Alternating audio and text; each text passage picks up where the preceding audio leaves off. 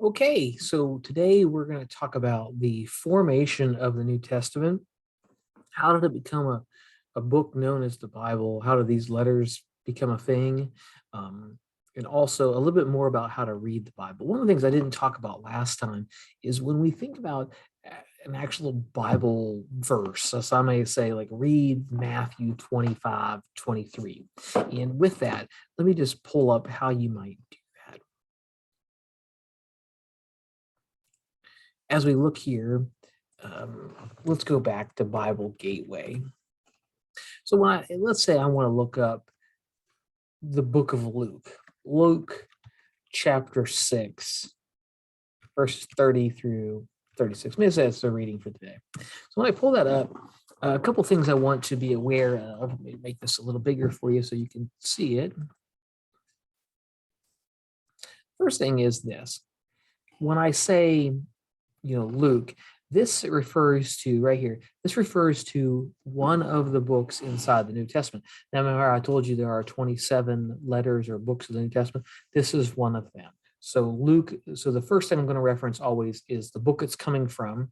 And then when I say 6, that's the chapter. So when you look inside the New Testament here, and what you'll notice, as you can see here, inside the New Testament, there are big numbers, like right here you see 24, and then you'll see little numbers.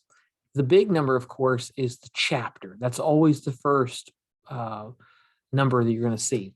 And then the numbers beside it, so it's chapter, and these are called the verses. So you'll start in verse 30 and read all the way through verse 36. Okay, so and of course, this is the translation of the Bible. So book, chapter, verses. There you go. Now, as we think about studying the text, we want to figure out how does it become a thing. So how was the New Testament formed? We know that it happens through a series of stages or developments. And it happens through the canonization process where letters go and are circulated, and then the early Christians say, wait a minute, this is divine. Like God is doing something special with this book. And therefore they believe that these letters should be honored, held as reverenced, and should be held in the highest of honor, believing that these are God's words. Just as Moses, who brought the 10 Commandments down, these are God's words for God's people now. And with that, we realize that once the living eyewitnesses of Jesus, those who walked and talked with Jesus, heard his voice, once they start dying, they have others that they discipled, right? So, for example, Jesus's last disciple to die was a man by the name of John. He was young. He was a teenager when he started following Jesus, and he dies in the 90s. So 60 years after Jesus, but he had someone that he discipled, right? And then that person has someone discipled. And these are called the Apostolic Church Fathers. So people like Ignatius of Antioch, Polycarp, early Christian leader Justin Martyr, Irenaeus, Clement, Tertullian. These are people that we will hear about in church history, but they're also people who were really important for the growth of the New Testament. Not the fact they didn't write anything in the New Testament. That was all finished by the time that they were coming about on the scene. But these are people who protected the documents, circulated the documents, taught about the documents, and they are people who helped the church grow. Now, with that, one of the questions we have is, how do we get these random letters that were being circulated to put together, and how do we get a list of these New Testament documents? Well, what we're going to find out is that it didn't happen without controversy. Really, the early Christians were growing and developing and sharing these letters, but it wasn't until Marcion, about the year 150, he was an early church leader who left the Christian community in Rome and started his own movement of churches. And he believed that God was speaking to him. He believed that he had received some special or secret teachings about Jesus. And he believed that there was a hidden message, right, that Jesus only revealed to a few of his disciples, that had been now revealed to him. And this message was handed down to St. Paul, and from St. Paul's teachings, now Marcion had received it. So what Marcion does is he comes up with a list of these letters that are being circulated, and he says these are God's words. Now, Marcion also comes up with his own document that kind of looks like the Gospel of Luke a little bit, but his official list of Bible books are much shorter than what we have. We have 27 today. His were a little different, and what he wanted to do was to take all of the Jewish elements of Christianity out. He wanted to kind of remove that from early Christianity and make it a very non-Jewish movement, what we call a Gentile movement. This alerted the other early Christians. They were very nervous about this, very concerned. And what they did was then they put together their own list in response to Marcion. So the list that we're operating from today and what we'd be using in our class has its birth in a response to this, what we now believe a false teacher by the name of Marcion and his work. So here's the list of Marcion's Bible. It has a gospel he created: Romans, Corinthians, Galatians, Ephesians, Philippians, Colossians. So some of the books that we have today, but we'll find out that 100 years later, so about 250 CE, under the Christian teacher and theologian Origen, that the books of the New Testament really are getting into shape and are really being circulated in a list that makes a lot of sense to us today and looks very similar to what we have. So as early as 250 CE, Origen's operating under this New Testament with all four of the Gospels: Acts, Romans, Corinthians, Paul's writings, 1 John, Revelation, 1 Peter. So it really looks like almost everything that we have today. But it really wasn't until the time of Origen, so about the time of 250, that Christians start saying, hey, there are some letters that are absolutely sacred, and that there are others that we actually should definitely not include in the New Testament. They're good stuff, and it would be benefit for Christians to read, but they're not sacred. Such as, you look down there, the Shepherd of Hermes, the letter of Barnabas, the Didache, these works that now you can go on to earlychristianwritings.com, but in the earliest Christians said good stuff, but not sacred, not God-breathed kind of work. Now, what happens is, in the early part of the 300s, things gets very complicated because Christianity is growing, but it's a minority, persecuted religion. Think today like the Amish. The Amish are run around the United States, but there isn't a ton of them, and you might not know much about them. So the earliest days of Christianity were like the experience of the Amish in the United States, but persecuted. But in the early 300s, something happens. A Roman leader by the name of Constantine believes that he has seen a vision of a cross, and his mother was a serious Christian. Her name was Monica. And Constantine believes, he says to God, if I win the battle and become the Roman emperor, I'll become a Christian and I will dedicate the empire to you.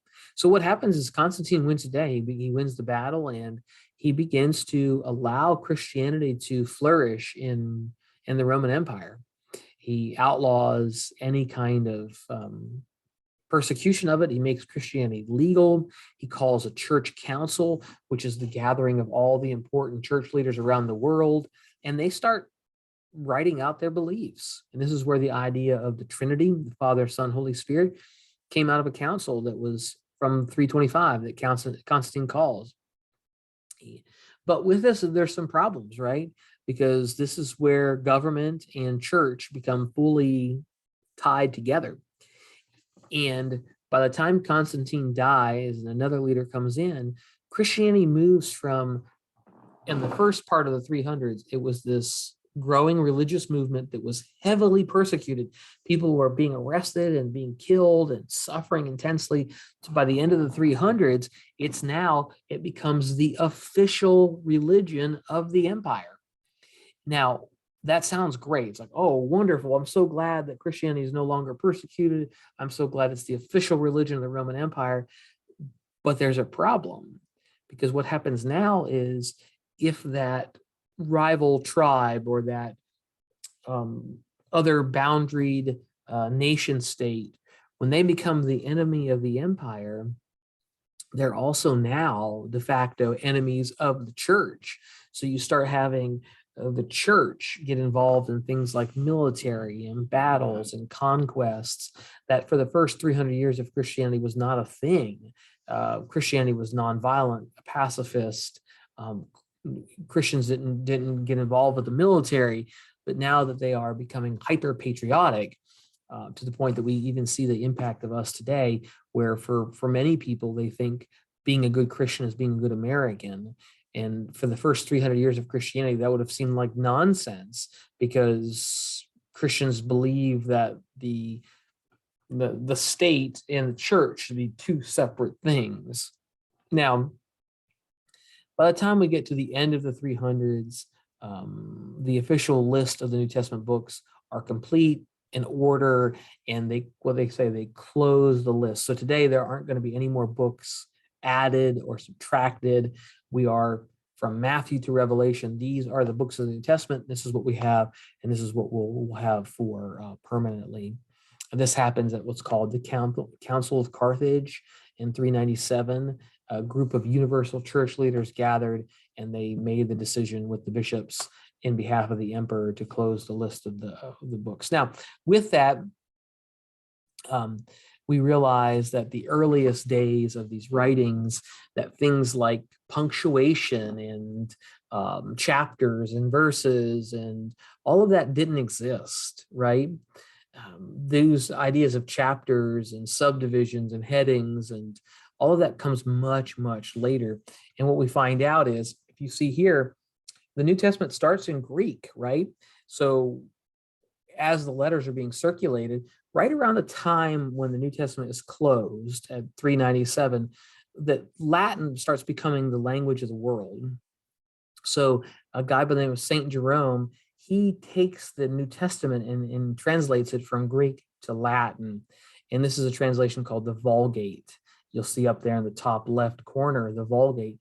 And that translation of the Bible becomes what the rest of the world really knows. It becomes the most popular translation of the Bible, and it takes the Bible to a whole group of people that it couldn't go to before because they didn't speak Greek or read Greek. But now the Vulgate becomes kind of the de facto Bible of the world for the next 1,000 years.